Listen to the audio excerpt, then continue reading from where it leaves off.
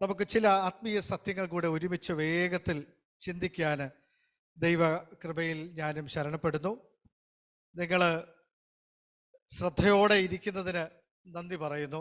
ഇതിൻ്റെ ഇടയിലൊക്കെ ഒരു പാട്ടുകൂടൊക്കെ പാടിയ കൊള്ളാവുന്നുണ്ട്, എങ്കിലും സമയം മുൻപോട്ട് പോകുന്നതുകൊണ്ട് ഞാൻ വേഗത്തിൽ ചില സത്യങ്ങൾ ഓർപ്പിച്ച് നമുക്ക് അവസാനത്തിൽ ഗാനം പാടാൻ കർത്താവ് കരുണ ചെയ്യട്ടെ.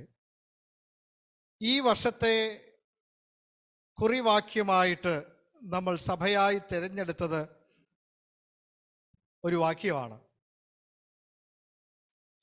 ആ വാക്യം ഏതാണ്? ആ വാക്യത്തിൻ്റെ എസൻസ് എന്താണ്? നമ്മൾ തിരഞ്ഞെടുത്ത വാക്യം ഏതാ? സാധാരണ ചേർച്ചുകളിലൊക്കെ ചെയ്യുന്നൊരു കാര്യം, ഓരോരുത്തർക്കും ഓരോ വാക്യമായിട്ട് കണ്ണുമടച്ച് നമ്മൾ ഈ വർഷത്തേക്കുള്ള എൻ്റെ വാഗ്ദത്തമായിട്ട് ഒരു വാക്യത്തെ സ്വീകരിക്കുന്ന ഒരു പതിവ് പല കൂട്ടായ്മകളിലും സാധാരണ എല്ലായിടങ്ങളിലും അങ്ങനെയൊക്കെയാണ് നമ്മൾ കണ്ടുവരുന്നത്. അതിൽ നിന്നൊക്കെ വളരെ വ്യത്യസ്തമായി നമ്മൾ ഒരു വാക്യത്തെ കേന്ദ്രീകരിച്ച് ഒരു തീമിനെ നമ്മൾ അനുധാവനം ചെയ്യുന്നത് നമ്മളൊരു പ്രത്യേക ലക്ഷ്യത്തോടു കൂടെയാണ്. ഒരു പ്രത്യേക ലക്ഷ്യം, ചില പ്രാക്ടീസുകളെ നമ്മൾ അത് തെറ്റല്ല, അങ്ങനെയുള്ള പ്രാക്ടീസ് തെറ്റാണെന്ന് ഒരിക്കലും നമുക്ക് പറഞ്ഞ് അവരെ വിമർശിക്കാൻ കഴിയുകയില്ല. പക്ഷെ അതിലും നമുക്ക് മെച്ചമായ പ്രായോഗികമായ അങ്ങനെ ഒരു ലക്കൊന്നും പരിശോധിക്കാൻ വേണ്ടി ഒരു വാക്യം ഞാൻ കണ്ണടച്ച് അല്ലെങ്കിൽ തത്തയെ കൊണ്ട് എടുപ്പിക്കുന്ന ഒരു രീതിയൊന്നും അത്ര അഭികാമ്യമാണെന്ന് തോന്നുന്നു. എല്ലാ വാഗ്ദത്തങ്ങളും യേശുക്രിസ്തുവിൽ ഉവ്വ് എന്നും എയ്മേൻ എന്നുമാണ് സത്യം. അല്ലാതെ ഒരു വാക്യം ഞാൻ ഈ വർഷത്തേക്ക് ഈ സമയത്തേക്ക്, അത് ചില സമയങ്ങളിൽ ചില സാഹചര്യങ്ങളിൽ നമ്മൾ വളരെ വേദനിച്ച് ബൈബിൾ തുറക്കുമ്പോൾ നമ്മളോട് ഇടപെടാം, അതിൽ തെറ്റൊന്നുമില്ല. പക്ഷെ അങ്ങനെ ഒരു പ്രാക്ടീസ് നിരന്തരമായിട്ട് നമ്മൾ ചെയ്യുന്നത് അത്ര അഭികാമ്യമായിട്ട് നമ്മൾ ഹൈലൈറ്റ് ചേർച്ചിൽ ആത്മീയ പക്വതയിലേക്ക് വളരുന്ന നമുക്ക് അത്രയ്ക്ക് യോജിച്ച ഒരു കാര്യമായിട്ട് നമ്മൾ കണക്കിലെടുക്കേണ്ട കാര്യമില്ല. അതിൽ തന്നെ തെറ്റൊന്നുമില്ല. ഒരു വാക്യം നമ്മൾ പ്രത്യേകമായ സാഹിത്യം നമുക്ക് ഊർജ്ജം പകരുന്നുണ്ടെങ്കിൽ well and good, that's okay. പക്ഷെ അതല്ല ദൈവവചനത്തിൻ്റെ രീതി. അപ്പം നമ്മൾ ഈ വർഷം തിരഞ്ഞെടുത്ത വാക്യം ദൈവത്തിങ്കിലേക്ക് മടങ്ങി വരുന്നതിനെ കുറിച്ചുള്ളൊരു വാക്യമാണ്. Returning to God. മലാഖിയുടെ പ്രവചന പുസ്തകത്തിൽ നിന്നാണ് ആ വാക്യം എടുത്തത്. ആ വാക്യം വായിക്കേണ്ട. Yes, it's right before us. Maybe will read that. നിങ്ങളുടെ പിതാക്കന്മാരുടെ കാലം മുതൽ നിങ്ങൾ എൻ്റെ ചട്ടങ്ങളെ പ്രമാണിക്കാതെ തെറ്റി നടന്നിരിക്കുന്നു. എൻ്റെ അടുക്കലേക്കും മടങ്ങി വരുവിൻ, ഞാൻ നിങ്ങളുടെ അടുക്കലേക്കും മടങ്ങി വരും എന്ന് സൈന്യങ്ങൾ യഹോവ അരുളി ചെയ്യുന്നു. എന്നാൽ നിങ്ങൾ ഏതിൽ ഞങ്ങൾ മടങ്ങി വരേണ്ടു എന്ന് ചോദിക്കുന്നു. ഇത് ഡയറക്റ്റായി സഭയോടുള്ള ഒരു ഡയറക്റ്റ് ദൂതല്ല. ഇത് ഇസ്രായേൽ ജനത്തോടുള്ള ദൂത. അവർക്ക് കൃത്യമായ അതിർവരമ്പുകളും അവർ പോകേണ്ട വഴികളും ദൈവം ഉപദേശിച്ചു നൽകിയിരുന്നു. അതിൽ നിന്ന് അവർ ഒരുപാട് ദൂരത്തിൽ, കുറച്ചു ദൂരമൊന്നുമല്ല, ഒരുപാട് ദൂരത്തിൽ യാത്ര ചെയ്തിട്ടും അവരെ പിന്നെയും നാണം കെട്ട് തിരിച്ചു വിളിക്കുന്ന ഒരു ദൈവത്തെയാണ് പലപ്പോഴും ഓൾഡ് ടെസ്റ്റ്മെന്റിൽ നമ്മൾ കാണുന്നത്. ലിറ്ററലി ഈ ചിന്ത മനസ്സിൽ കരുതിക്കൊണ്ട് ഇന്ന് നമ്മൾ ചിന്തിക്കുന്നത് ഹോശയുടെ പുസ്തകത്തിൽ നിന്നാണ്. നമ്മുടെ പാസ്റ്റർക്ക് ഏറ്റവും ഇഷ്ടമുള്ള ഒരു പുസ്തകം. ഈവൻ കല്യാണങ്ങൾക്ക് പോലും ഹോശയുടെ പുസ്തകത്തിൽ നിന്നാണ് പറയുന്നത്. പക്ഷേ ഈ ഹോശയുടെ പുസ്തകത്തിലെ പല വാക്യങ്ങളും പരസ്യമായിട്ട് വായിക്കാൻ പോലും എനിക്ക് പ്രയാസം തോന്നിയിട്ടുണ്ട്. Let's be honest. ഈ ഹോശയുടെ പുസ്തകത്തിലെ പല വാക്യങ്ങളും ഇതൊക്കെ ബൈബിളിൽ ഇങ്ങനെ കുറിച്ച് വെച്ച് ഇതൊക്കെ എങ്ങനെ എൻ്റെ കുഞ്ഞുങ്ങളെ വായിക്കാൻ പറ്റും എന്ന്, അല്ലെങ്കിൽ ഈവൻ നമുക്ക് തന്നെ ഉറക്കെ എല്ലാവരും കൂടെ ഇരുന്ന് വായിക്കാൻ പറ്റാത്ത ചില വാക്യങ്ങളെ നമ്മൾ കണ്ടിട്ടുണ്ടോ? അങ്ങനെയുള്ള കുറേ വാക്യങ്ങൾ ഹോശയുടെ പുസ്തകത്തിലുണ്ട്. ഇന്ന് ദൈവത്തിങ്കിലേക്ക് മടങ്ങി വരാൻ ഏതറ്റം വരെ പോകാനും മനസ്സ് കാണിക്കുന്ന ഒരു ദൈവത്തെ കാണാനാണ് ഇന്ന് നമ്മൾ പരിശ്രമിക്കേണ്ടത്. നമ്മൾ എത്ര ദൂരം യാത്ര ചെയ്താലും പിന്നെയും പിന്നെയും പിന്നെയും പിന്നെയും തന്നിലേക്ക് മടക്കി വിളിക്കുന്ന, തിരിച്ചു വരാൻ ആഗ്രഹിക്കുന്ന ഒരു ദൈവം ആണ് സ്വർഗത്തിലെ ദൈവം. ആ കരുണയാണ് നമ്മുടെ കണ്ണുകൾ നനയ്ക്കേണ്ടത്. ആ ദീർഘക്ഷമയാണ് അയ്യോ എന്ന് പറയേണ്ടത്. ആ കരുണയെ ഓർക്കുമ്പോഴാണ് എനിക്ക് സുബോധം വരേണ്ടത്. ആർക്ക്? മുടിയനായ പുത്രന് സുബോധം വന്ന് അങ്ങനെയാ. അത്ര ദൂരത്തിലായിരുന്നു അവൻ. പക്ഷെ തൻ സുബോധത്തിലേക്ക് വന്നപ്പോ ആദ്യം ചിന്തിച്ചത് എന്താ? അപ്പന്റെ സ്വഭാവത്തെക്കുറിച്ചാണ്. ഇതിന്റെ അർത്ഥം നമ്മൾ ലാഘവത്തോടെ ജീവിക്കാമെന്നാണോ? ഒരിക്കലുമല്ല. അതാ റോമാലേഖനത്തിൽ ചോദിക്കുന്നത്, കൃപ പെരുകേണ്ടതിന് പാപം ചെയ്തുകൊണ്ടിരിക്കുക എന്നാണോ? നോ, നെവർ, ഒരിക്കലും അരുത്. പക്ഷേ ഇങ്ങനെ വേവാടായി പോകുന്ന, അകന്നു പോകുന്ന മനുഷ്യനെ വീണ്ടും വീണ്ടും വീണ്ടും വീണ്ടും വിളിക്കുന്ന ഒരു ദൈവത്തെ കാണാൻ നമുക്ക് പറ്റുന്നുണ്ടോ? അല്ല, സഭയുടെ ഇടയിൽ ഇസ്രായേൽ മക്കളെ സംബന്ധിച്ചിടത്തോളം അവർ ചട്ടങ്ങൾ നടക്കുന്നവരാണ്. പക്ഷെ ഈ മലാക്കി പ്രവചനത്തിലെ ഓരോ ചോദ്യങ്ങളൊക്കെ ചോദിക്കുമ്പോൾ ഞങ്ങളെവിടെ? ഞങ്ങൾ കൂട്ടായ്മയ്ക്ക് വരുന്നുണ്ടല്ലോ, ഞങ്ങൾ ആത്മീയ കാര്യങ്ങളൊക്കെ ചെയ്യുന്നുള്ളൂ, നമ്മൾ ദൈവത്തിന് കൊടുക്കുന്നുണ്ടല്ലോ. ഇത് നമ്മളും ചോദിക്കുന്ന, പറയുന്ന കാര്യം തന്നെയല്ലേ ഓരോരോ വിധത്തിൽ? അതുകൊണ്ട് ദൈവത്തിൻ്റെ ആത്മാവ് ഈ വരികളിലൂടെ ഇടയിലൂടെ നമ്മളോട് പറയുന്ന കാര്യം, പഴയ നിയമത്തിലെ എല്ലാ കാര്യങ്ങളും അതേ അർത്ഥത്തിൽ നമുക്ക് അപ്ലിക്കബിൾ അല്ലെങ്കിലും ഇതിൻ്റെ വരികളുടെ ഇടയിലൂടെ നമ്മൾ കാണേണ്ട ചില സത്യങ്ങളുണ്ട്, ചില കാഴ്ചകളുണ്ട്, ചില കാഴ്ചപ്പാടുകളുണ്ട്. അത് നമ്മൾ പഠിക്കാനാണ് ഇത് നമുക്ക് എഴുതിയിരിക്കുന്നത്. എല്ലാ തിരുവെഴുത്തും എന്താണ്? ദൈവ ശ്വാസീയമാണ്. അത് ദൈവത്തിൻ്റെ ശ്വാസമുണ്ട്. അത് ചിലപ്പോൾ ശാസനയ്ക്ക്, ഗുണീകരണത്തിന്, നീതിയിലെ അഭ്യസനത്തിന്, നമുക്ക് ട്രെയിനിങ് തരാന് ഒക്കെ ഏതെങ്കിലും ഒക്കെ വിധത്തിൽ നമുക്കത് പ്രയോജനമായിട്ട് വരും. അതുകൊണ്ട് ഇന്ന് ഹോശേയയുടെ പുസ്തകത്തിൽ നിന്ന് വേഗത്തിൽ ചില കാര്യങ്ങൾ ചിന്തിക്കാനുള്ള സമയമുള്ളൂ. ചിന്തിക്കുന്ന ചില സത്യങ്ങൾ ഏതെല്ലാം വിധത്തിൽ എൻ്റെ ആത്മീയ ജീവിതത്തിന് ഗുണകരമാകും. അവിടുത്തെ പല കാര്യങ്ങളും നമുക്ക് അപ്ലിക്കബിൾ അല്ല. പക്ഷെ അതിൻ്റെ ഇടയിലൂടെ എൻ്റെ ഗുണത്തിനായി, എൻ്റെ അനുഗ്രഹത്തിനായി എന്തെങ്കിലും പരിശുദ്ധാത്മാവ് സംസാരിക്കുന്നുണ്ടോ എന്ന ജാഗ്രതയോടെ ആ ആത്മീയ കണ്ണാടി ഉപയോഗിച്ച് നമ്മളൊന്ന് കാണാൻ ശ്രമിച്ചാൽ നമുക്കത് കാണാൻ പറ്റുമെന്ന് ഞാൻ ചിന്തിക്കുകയാണ്. അതാണ് കാണേണ്ടത്. നമ്മൾ മടങ്ങി വരുന്നതിനെ കുറിച്ച് ആദ്യം പറയാൻ ആഗ്രഹിക്കുന്നത്, let me read that sentence in English. Sin, it's a difficult word അല്ലേ? സിൻ പെട്ടെന്ന് വരുന്നത് അത് സിന്നേഴ്സിനല്ലേ? സിൻ, ഞാൻ പാപിയല്ലല്ലോ. ഇനി സിന്നിന് പകരം വേറൊരു വാക്ക് ഉപയോഗിച്ചാലോ? ഈവിൾ, തിന്മ. ഇനി വേറൊരു വാക്ക്, അതിൻ്റെ വാക്കില്ല, അത് കോയിൻ ചെയ്യാൻ പറ്റുന്നൊരു വാക്യമല്ല. ഒരു വൈറസ് നമ്മുടെ ശരീരത്തിൽ പ്രവേശിച്ചാൽ അതിന് എന്തോരം ദോഷം ചെയ്യാൻ പറ്റുമെന്നത് കോവിഡാണ് നമ്മളെ കാണിച്ചു തന്നത്. ലോകത്താകമാനമുള്ള 250 ഗ്രാം പോലും തൂക്കം വരാത്ത വൈറസാണ് ലോകത്തെ കിടുകിട വിറപ്പിച്ചതെന്നാണ് പറയുന്നത്. 250 ഗ്രാം പോലും തൂക്കമില്ല. ലോകത്തിലെ എല്ലാ കോവിഡ് വൈറസും കൂടെ ചേർത്ത് വെച്ച് അതിൻ്റെ വെയിറ്റാണ് ഞാൻ പറഞ്ഞത്. ലോകത്തെ എങ്ങനെ വിറപ്പിച്ചു? ഈവൻ അറ്റർമോസ്റ്റ് പാർട്ടിലുള്ള ഏറ്റവും വിദൂരതയിൽ ലോകത്തിന്റെ അറ്റം വരെ അത് എത്തിയില്ലേ? ചൈനയിൽ ഒരാൾക്ക് 2 പേർക്ക് പിടിച്ചപ്പോൾ അത് ചൈനയിലല്ലേ നമ്മൾ പറഞ്ഞു. പക്ഷെ എത്ര വേഗം നമ്മുടെ നാട്ടിലെത്തി. ഇതുപോലെ അല്ല, ഇതിലും ഭീകരമായി പരക്കുന്ന ഒരു സാധനമാണ് പാപം. അപ്പൊ പാപത്തെ ഒരു വൈറസിനോട് സമീകരിച്ച് ചിന്തിച്ചാൽ നമുക്ക് എന്തെങ്കിലും പിടികിട്ടാൻ വേണ്ടിയിട്ടാണ് ഞാൻ അങ്ങനെ പറയുന്നത്. അല്ലാതെ പാപം വൈറസ് അല്ല. പക്ഷെ അതിലും ഭീകരമാണ്.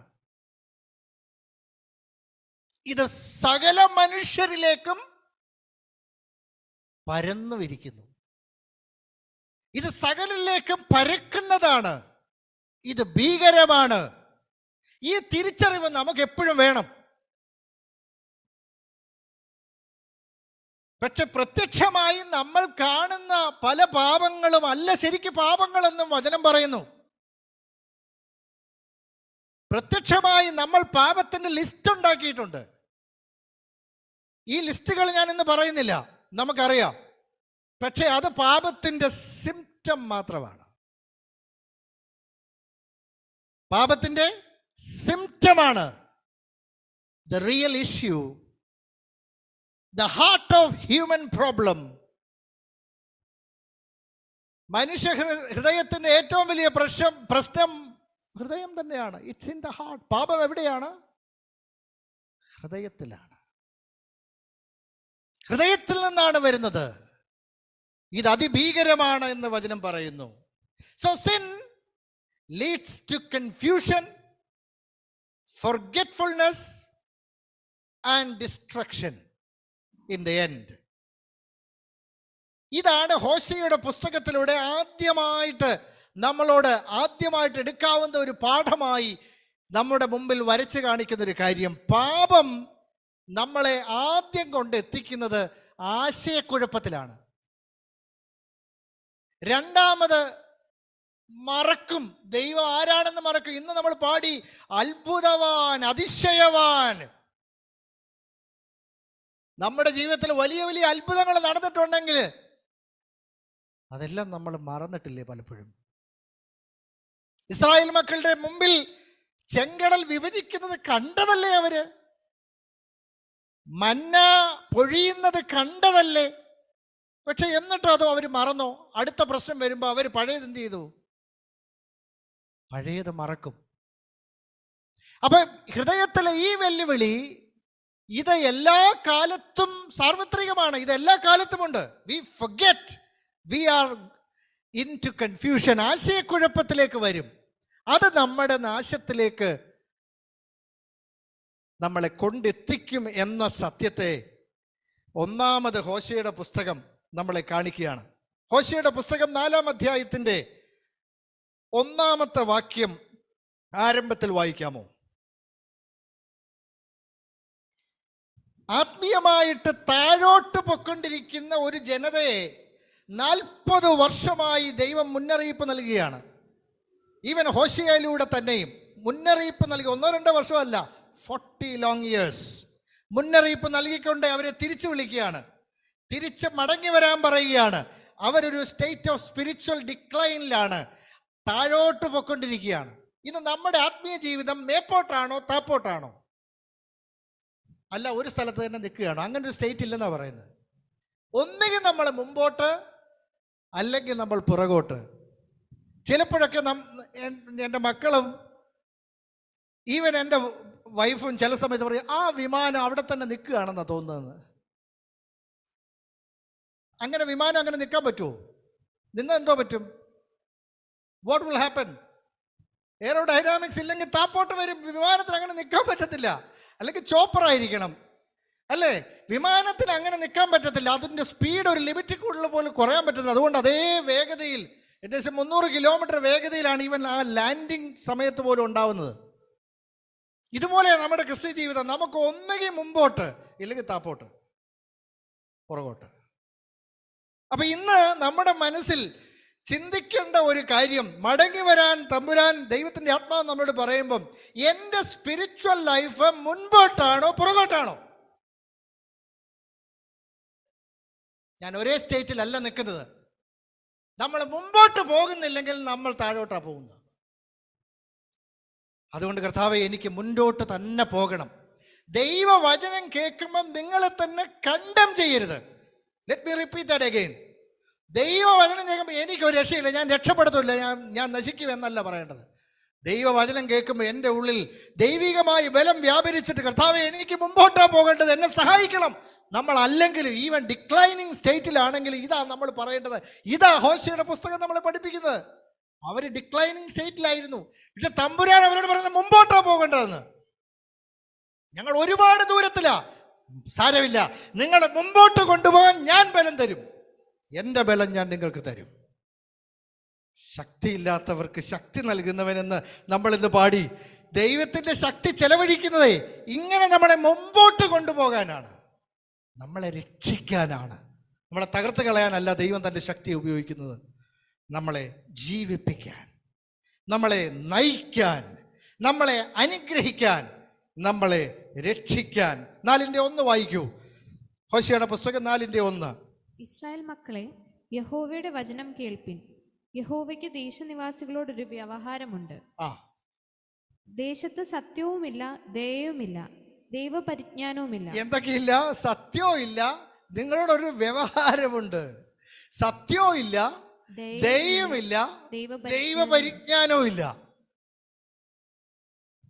Now, these are very, very important word today. ഇന്ന് നമ്മൾ ജീവിക്കുന്ന ലോകത്തിന്റെ ഒരു ദൃശ്യം ഇവിടെ നമുക്ക് കാണാൻ പറ്റും. എവിടെയാ സത്യമുള്ളത്, നീതിയുള്ളത്, ദയയുള്ളത്? എവിടെയാ പരിജ്ഞാനത്തോടെ ആളുകൾ മൂവ് ചെയ്യുന്നത്? ഇത് ലോകത്തിന്റെ സ്റ്റേറ്റ് ആണെന്ന് പറഞ്ഞാലും ഇന്ന് സഭ അതിനോട് അറിയാതെ ഏകീഭവിച്ചു കൊണ്ടിരിക്കുകയാണ്. അറിയാതെയാ പലപ്പോഴും സഭ ഒറ്റയടിക്ക് ആരും തവളെ പിടിച്ച് ചൂടുവെള്ളത്തിലിട്ട പെട്ടെന്ന് അത് ചാടിപ്പോകും. പക്ഷേ തവളെ പിടിച്ച് തണുത്ത വെള്ളത്തിലിട്ട് പതുക്കെ ചൂടാക്കിയാലോ? ഇതേ അവസ്ഥയായി ഇന്ന് പലപ്പോഴും ദൈവസഭകൾക്കുള്ളത്. സ്ലോലി ലോകത്തിൽ അസത്യമില്ല, ദയയില്ല, പരിജ്ഞാനമില്ല എന്ന് പറയുന്ന ആ അവസ്ഥ പതുക്കെ പതുക്കെ ദൈവസഭയിലേക്ക് ക്രീപ്പിൻ ചെയ്യുന്ന അപകടത്തെ മണത്തെറിഞ്ഞ് നമ്മൾ അതിനെ അതിജീവിക്കാനുള്ള റെസിസ്റ്റൻസ് ദൈവത്തിൽ നിന്ന് പ്രാപിക്കണം നിശ്ചയം. ഇതാ വചനം പറയുന്നത്. ഇതാ ഹോശേയുടെ പുസ്തകം നമ്മളോട് പറയും. 4:6 വാക്യം. സത്യവും ഇല്ല, ദയയില്ല, ദൈവപരിജ്ഞാനവും ഇല്ല. 6 വാക്യം വായിക്കൂ. പരിജ്ഞാനമില്ലായ്കയാൽ എന്റെ ജനം നശിച്ചു പോകുന്നു. പരിജ്ഞാനമില്ലായ്കയാൽ എൻ്റെ ജനം നശിച്ചു പോകുന്നു. ദൈവത്തിൻ്റെ ആശ ഇസ്രായേൽ മക്കളോ ദൈവസഭയോ ഒരു ലോക്കൽ ചേർച്ചോ ഡിസ്ട്രക്ഷനിലേക്ക് പോകാനല്ല. പരിജ്ഞാനത്തിൻ്റെ അഭാവം നാശത്തിലേക്ക് കൊണ്ടുപോകുമെന്ന വാർണിംഗ് ആണ് നമുക്ക് തരുന്നത്. പരിജ്ഞാനം ത്യജിക്കുന്നത് കൊണ്ട് നീ എനിക്ക് പുരോഹിതനായിരിക്കാതെ, ഇത് ഹാർഡ് ലാംഗ്വേജ് ആണ്. നിന്റെ ദൈവത്തിൻ്റെ ന്യായപ്രമാണം മറന്നുപോയി. അപ്പം പാപം ഈ മറക്കുമാറാക്കുമെന്ന് പറഞ്ഞത് എങ്ങനെയാ? ചിലപ്പം മറക്കുമാറാക്കുന്നത് ദൈവവചനത്തെയാണ്, സത്യത്തെയാണ്, ദൈവത്തിൻ്റെ പ്രവൃത്തികളെ തന്നെ നമ്മൾ അങ്ങ് മറന്നുപോകും. ദൈവം എൻ്റെ ജീവിതത്തിൽ ചെയ്ത പ്രവൃത്തികളെ തന്നെ നമ്മൾ അന്ധരായിത്തീരും. പുറമേ കാഴ്ചയുണ്ടാകും, നമ്മുടെ ഉൾക്കണ്ണുകൾക്ക് ഒരു കാഴ്ചയില്ലാത്ത അന്ധന്മാരായി നമ്മൾ തീരും. 11 വാക്യം ശ്രദ്ധിച്ചേ. 6 തന്നെ 11 വാക്യം. പരസംഗവും വീഞ്ഞും. ചില വാക്കുകളൊക്കെ വളരെ ടെറിബിൾ ആണെന്ന് തോന്നും. ഇത്രയും ശക്തമായ ഭാഷയിൽ അത് അവരുടെ അവസ്ഥയായിരുന്നു. അവരുടെ അവസ്ഥയായിരുന്നു അത്. പരസംഗവും വീഞ്ഞും, പുതിയ വീഞ്ഞും ബുദ്ധിയെ കെടുത്തിക്കളയുന്നു. അപ്പൊ അവരുടെ ബുദ്ധി കെട്ടുപോകുന്ന അവസ്ഥയിലേക്ക് തരം താണു പോയി. നിങ്ങൾക്കറിയാമോ, കൊച്ചു കുഞ്ഞുങ്ങളെ യാഗം കഴിക്കുന്ന അവസ്ഥയിലേക്ക് വരെ ഇസ്രായേൽ ജനം തരം താണ അവസരങ്ങൾ ഇസ്രായേലിൽ ഉണ്ടായിട്ടുണ്ട്. കൊച്ചു കുഞ്ഞു പോട്ടെ, ഏതെങ്കിലും ഒരു മനുഷ്യക്കുരുതി നടക്കുന്നത് ഇന്ന് നമുക്ക് സഹിക്കാവതല്ല നമ്മൾ പറയും. കേരളത്തിലും അത് നടന്നു അടുത്ത കാലത്ത്. ശരിയാണോ? അപ്പോൾ ആത്മീയമായിട്ട് ഇത്രയും അധികം ചട്ടങ്ങളിലും വ്യവസ്ഥകളിലും നടത്തിക്കൊണ്ടു പോകുന്ന ജനത്തിന് അതപ്പതിക്കാവുന്ന ഒരു പരിധി ഉണ്ടായിരുന്നു. അതിലും താഴെ പോയി അവര്. പക്ഷെ അതിലും താഴെ പോയിട്ടും ഈ കൊടുക്കുന്ന മുന്നറിയിപ്പിന്റെ ഉദ്ദേശം എന്താ? നീ മുടിഞ്ഞോ എന്ന് പറയാനാണോ? നീ തിരിച്ചു വരാനാ. ദൈവം നമ്മളെ മടക്കി വിളിക്കുകയാണ്. 14 വാക്യം. നിങ്ങളുടെ പുത്രിമാർ പരസംഗം ചെയ്യുന്നതും ഈ പരസംഗം ദൈവത്തെ വിട്ടുപോകുന്നതിനെ കുറിച്ചാണ്. ഞാൻ അതിലേക്ക് വരാനായിട്ട് ദൈവം അവസരം ഒരുക്കട്ടെ എന്ന് പ്രാർത്ഥിക്കുക. ആ ഭാഗത്തേക്ക് ഞാൻ നിങ്ങളുടെ പുത്രന്മാർ വ്യഭിചരിച്ച് നടക്കുന്നത്, it's A very very difficult, ലജ്ജ തോന്നുന്ന ചില ഭാഷകൾ ഇവിടെ നമ്മൾ ഉപയോഗിക്കുക. ഇവിടെ വളരെ വ്യക്തതയോടെ ദൈവം അവരുടെ അവസ്ഥകളെ കാണിക്കുകയാണ്. ദൈവത്തിൻ്റെ അത്ഭുതങ്ങൾ മറന്നു, ദൈവത്തിൻ്റെ നന്മ മറന്നു, ദൈവത്തിൻ്റെ നിയമങ്ങൾ അവർ മറന്നു, ആദ്യ സ്നേഹത്തെ വിട്ടു, അവരവരുടെ വഴി അവർ തെരഞ്ഞെടുത്തു. ഇതാ പാപത്തിൻ്റെ ഒരു ഡിക്ലൈനിങ് സ്റ്റേറ്റ്. അതാണ് അവരവരുടെ വഴി അവർ തെരഞ്ഞെടുത്തു. ഡിക്ലൈനിങ്ങിൽ പിന്നെയും ഏകദൈവം മാത്രമുള്ള ഇവർ അന്യദൈവന്മാരുടെ അടുക്കലേക്ക് പോകാൻ തുടങ്ങി. അന്യദേവന്മാരുടെ അടുക്കലേക്ക് മാത്രമല്ല, ഇവരെക്കാൾ പ്രബലരായ രാജ്യത്തിന് ഇവരെ രക്ഷിക്കാൻ കഴിയുമെന്ന് വിചാരിച്ച്, സഹായം കിട്ടുമല്ലോ എന്ന് വിചാരിച്ച് അവരുമായിട്ട് സഖ്യം കൂടാൻ തുടങ്ങി. 8-4 വാക്യം, ഹോശേയയുടെ പുസ്തകം 8-ാം അധ്യായത്തിന്റെ 4-ാമത്തെ വാക്യം. അവർ രാജാക്കന്മാരെ വഴിച്ചു, ഞാൻ മുഖാന്തരമല്ലതാനും ഞാൻ അറിയാതെ പ്രഭുക്കന്മാരെ അവർ നിയമിച്ചിരിക്കുന്നു. അവർ ഛേദിക്കപ്പെടേണ്ടതിന് വെള്ളി കൊണ്ടും പൊന്നുകൊണ്ടും തങ്ങൾക്ക് വിഗ്രഹങ്ങളെ ഉണ്ടാക്കി. ഇനി 7-ാമത്തെ വാക്യം, 7-ാം അധ്യായത്തിന്റെ 6-ാമത്തെ വാക്യം കൂടെ ചേർത്ത് വായിച്ചാല്, അവർ പതിയിരിക്കുന്ന സമയത്ത് തങ്ങളുടെ ഹൃദയത്തെ അപ്പക്കൂട് പോലെ ഒരുക്കിയിരിക്കുന്നു. അവരുടെ അപ്പക്കാരൻ രാത്രി മുഴുവനും ഉറങ്ങുന്നു, രാവിലെ അത് ജ്വലിക്കുന്ന തീ പോലെ കത്തുന്നു. സാരാംശത്തിൽ ആ ഭാഗം വായിച്ചാല്, ചിലപ്പോൾ 1-2 വാക്യങ്ങൾ അപ്പ് ആൻഡ് ഡൗൺ നമ്മൾ വായിച്ചു നോക്കിയാല്, അവരെ രക്ഷിക്കാൻ കഴിയാത്ത നേഷൻസിലേക്ക്, രാജ്യങ്ങളുടെ സഹായം തേടി അവർ യാത്ര ചെയ്യുകയാണ്. അവർ ദൈവത്തെ ഉപേക്ഷിക്കുന്നതായിട്ട് നമ്മൾ അവിടെ കാണുകയാണ്. ഇവരെ മടക്കി വിളിക്കുമ്പോൾ ദൈവം തമ്പുരാൻ പറയുന്നത് എന്താ? പാപം നിങ്ങളെ കൊണ്ടെത്തിക്കുന്നത് അന്ധതയിലേക്കാണ്. നിങ്ങൾക്ക് കാര്യങ്ങളൊന്നും കാണാൻ പറ്റില്ല. അത് അവരുടെ അവസ്ഥയാണെങ്കിൽ, ഇന്ന് നമ്മളാണെങ്കിലും ഈവിൾ ആൻഡ് സിൻ നമ്മൾ അറിയാതെയാണ് നമ്മുടെ അകത്തേക്ക് വരുന്നത്.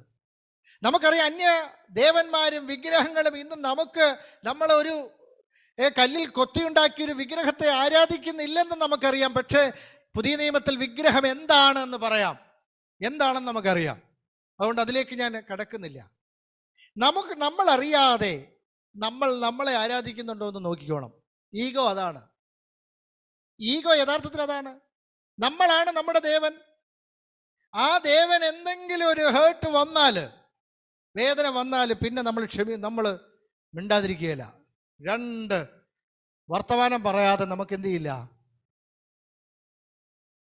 നമ്മളെ ആരാധിക്കുന്നവരാണോ?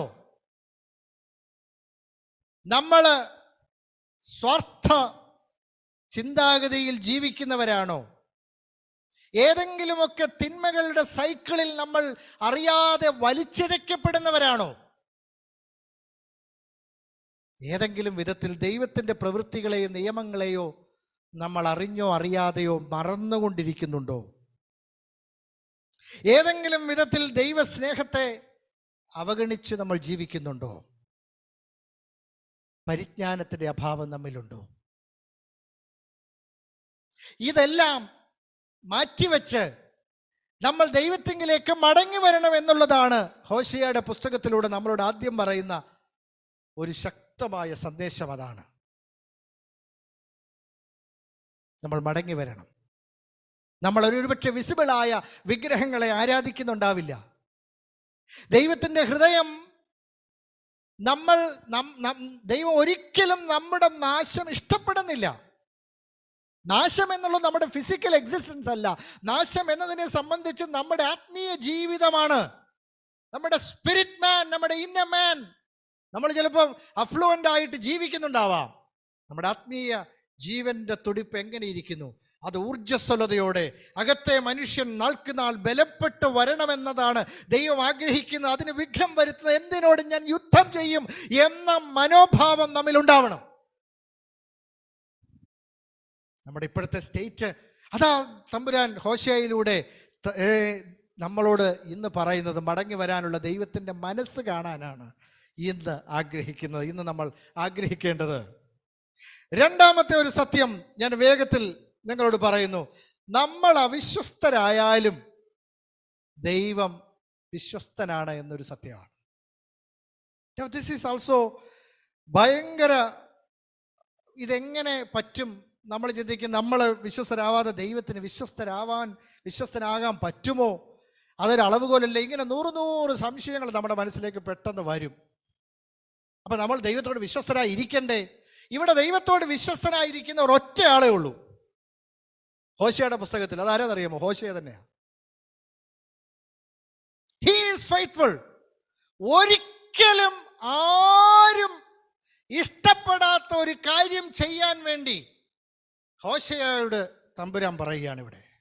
എനിക്കത് മനസ്സിലാക്കാൻ വളരെ പ്രയാസമായിരുന്നു. It doesn't even make any sense.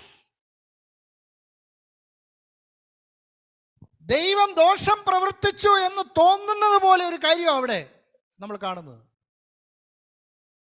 എത്ര ഭീകരമായിട്ടാണ് പാപത്തെക്കുറിച്ച് ബൈബിൾ കാണിക്കുന്നത്. What is God asking Hosea to do?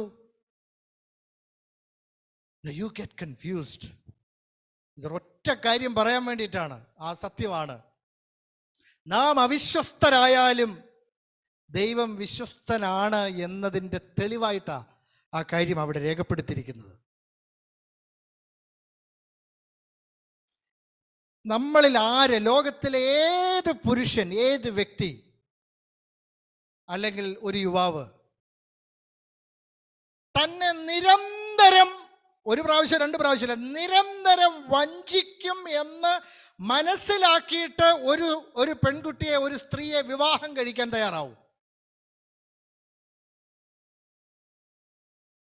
ഇത് ഈ ലോകത്തിലെ ഒരു വലിയ വെല്ലുവിളി തന്നെയാണ്.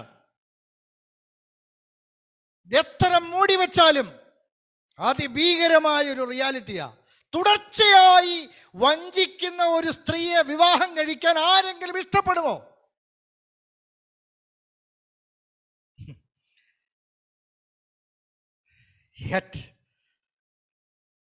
ദൈവത്തിന് തുടർച്ചയായി അങ്ങനെ ജീവിക്കുന്ന ഒരു സ്ത്രീയെ പോയി വിവാഹം കഴിക്കാൻ ഹോശേയോട് പറഞ്ഞതിന്റെ താല്പര്യം എന്താണ്? അതിൻ്റെ പിറകിലുള്ള ചേതോവികാരം എന്താ?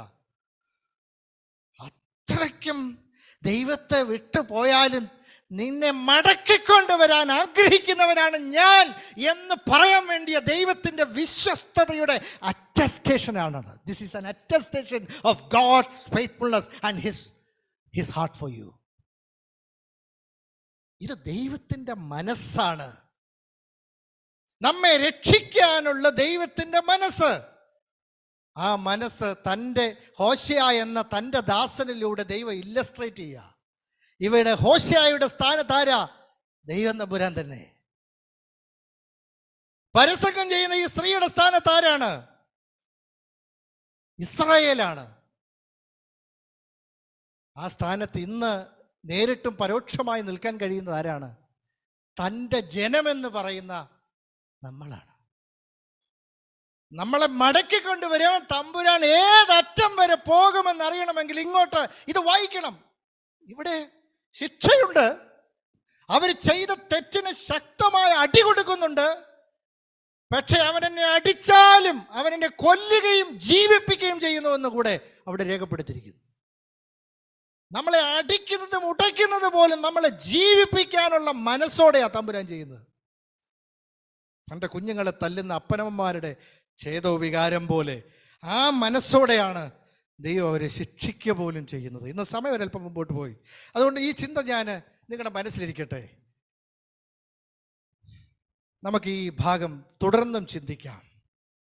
ഈ ഭാഗം ഒരല്പം പ്രയാസമായിട്ട് എനിക്ക് തോന്നി ഇന്ന് ഷെയർ ചെയ്യാൻ. പക്ഷേ എൻ്റെ മനസ്സിൽ പ്രകാശിച്ചത് ഈ ഭാഗമായതുകൊണ്ട് I was also trying to battle with it. പക്ഷെ ഞാൻ ഇതിലൂടെ ദൈവത്തിൻ്റെ മനസ്സ് കാണാനാണ് ശ്രമിച്ചത്. ഇന്ന് നമ്മളും അത് കാണാനൊരു കാഴ്ച നമുക്കും ദൈവം തരട്ടെ. യേശുക്രിസ്തുവിലൂടെ നമ്മളെ അനന്തമായി സ്നേഹിക്കുന്ന, നമ്മളെ നീതീകരിച്ച, വിശുദ്ധീകരിച്ചു കൊണ്ടിരിക്കുന്ന, നമ്മളെ പൂർണ്ണമായി രക്ഷിക്കാൻ തേജസ്കരണത്തിലേക്ക് നമ്മളെ നടത്തിക്കൊണ്ടിരിക്കുന്ന ദൈവത്തിൻ്റെ മനസ്സ് കാണാൻ, അതേ തീവ്രതയോടെ ഈ ദൈവത്തിന് കീഴ്പ്പെടാൻ ഞാൻ ശ്രമിക്കുന്ന ഓരോ ശ്രമങ്ങളും ദൈവം നോക്കുന്നുണ്ട്, അറിയുന്നുണ്ട്. എൻ്റെ പരാജയങ്ങളും എൻ്റെ വിജയങ്ങളും ദൈവം ഒരുപോലെ കാണുന്നുണ്ട്. നമ്മൾ കഴിഞ്ഞ ഒരാഴ്ച ചിന്തിച്ചു, ആ മടങ്ങി വന്ന കുഷ്ഠരോഗി നമ്മൾ മടങ്ങി വരുന്നതും നമ്മൾ നന്ദി കാണിക്കാതെ പിന്തിരിഞ്ഞു പോയതും കർത്താവ് നോട്ട് ചെയ്യുന്നുണ്ട്. ഇന്ന് ദൈവത്തിൻ്റെ മനസ്സറിയാൻ, നമ്മളെ മടക്കി വിളിക്കാൻ ആഗ്രഹിക്കുന്ന ദൈവത്തിൻ്റെ മനസ്സറിയാൻ ഹോശേയയുടെ പുസ്തകത്തിലൂടെ ദൈവത്തിൻ്റെ ആത്മാവ് നമ്മളെ സഹായിക്കട്ടെ. ഈ വരികളുടെ ഇടയിലൂടെ ഇന്ന് 21-ാം നൂറ്റാണ്ടിൽ ജീവിക്കുന്ന നമ്മെയും ദൈവം വിളിക്കുന്ന സത്യങ്ങളെ തിരിച്ചറിയാൻ നമ്മുടെ കണ്ണുകൾ, ഹൃദയദൃഷ്ടികൾ പ്രകാശിക്കട്ടെ എന്ന് ഞാൻ പ്രാർത്ഥിക്കുന്നു. ഈ വചനങ്ങളാൽ ദൈവം നമ്മെ സമൃദ്ധമായി അനുഗ്രഹിക്കുമാറാകട്ടെ.